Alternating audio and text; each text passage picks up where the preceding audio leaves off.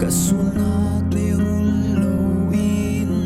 Zafanak lidot na kinakak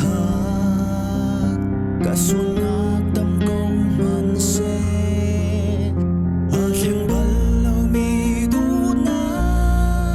Boy pakita na ta shing shan Bialay hani at lin kolo Vanar fi lagi na sang Really pinagi na tugdew Midot na lungdongin ka unsana Ruat hanap ito na si Kahimnak lay kadurnak Katazang ay taynak akapitu Kaboy pa na si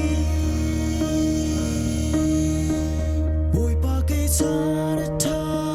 shing shan Bialay hani at lin kolo Vanar fi lagi na sang Really pinagi na tugdew Midot na lungdongin ka unsana Ruat hanap ito na si Kahimnak lay kadurnak Katazang ay taynak akapitu Kahoy kum na si Kanunak na si Kasaysong na si Kahoy kum na si